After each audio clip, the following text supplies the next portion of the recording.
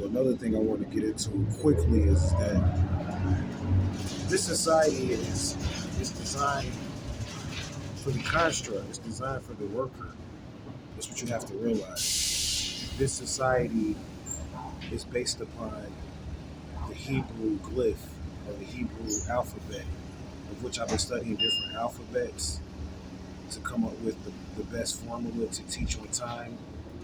And the way that I'm going to teach on time is by teaching on the alphabet. And the thing is that the Hebrew alphabet for my studies has about 22 some odd characters. I mean, there's different counts. But for the most part, you look at this Hebrew calendar, this Hebrew alphabet, there's 22 letters.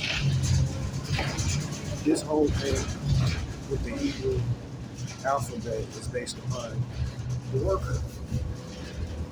That's what it's essentially based upon. It was designed for the worker. Why do I say that? Because you start working at 18 years old, right? So by the time you turn 40, that's what I want to go into. You've been working for 22 years. It's 22 letters in the Hebrew alphabet. So by the time you turn 40, they consider you dead in this society. See, in African society, they didn't believe in the age of 40. You notice the Egyptians didn't believe in dead or death. They had the cure for it. And you notice that what you're looking at as far as mummies and all of that is looking at the so-called death or transformation process from death into a rebirth. So where I'm getting at is that in a lot of societies, especially in the Eastern societies, they didn't consider 40 years old as a count. The count would end in the 30s. Is what would happen. The count would end around 30, and then from the age of 30 to a certain age, which is usually from the age of 30 to 38, you go through a rebirth process, as to which you become a child again and you're reborn. This is where they're mistaken at here in this society, because they want to count you as everything is designed for the worker, as I started out talking about, meaning that it's designed, it's not to diss people that work. I'm saying this society is designed for that. So when you get a certain age, they'll write you out, considering you dead. Period.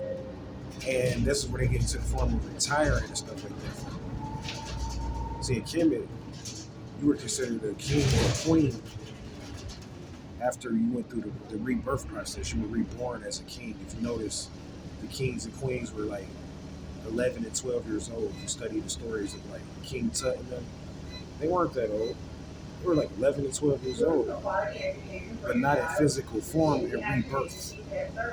This is what I'm getting at. There's a rebirth process that in Western culture is not embraced. In Western culture, it's promoted as being old, retiring, 401k, investing into your child because that's the only way you're going to live. Not to say that you shouldn't, but what I'm saying is that in this society, in this African society, you couldn't count past a certain point, so you couldn't observe the number 40, because if you was to count to the age of 40, you wouldn't make any money.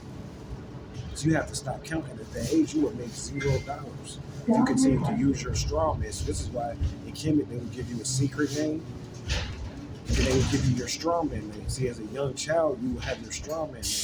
When you turn a certain age and become a king or queen, you would get your secret name so that you could start your new count. That's the problem. We don't understand that now. So we observe people at a certain age as being dead.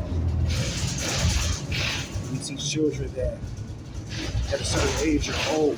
We believe in this old and this young thing, of which I'll get into in the future, because there's a chemical spell that you can do to stop your aging too as well. So like all of this stuff that we were taught, man, is like, as you can see, when we get into the Mayan calendar, when we get deeper into what's called new time, you're going to see that a lot of the stuff that you believe is not true. Understand?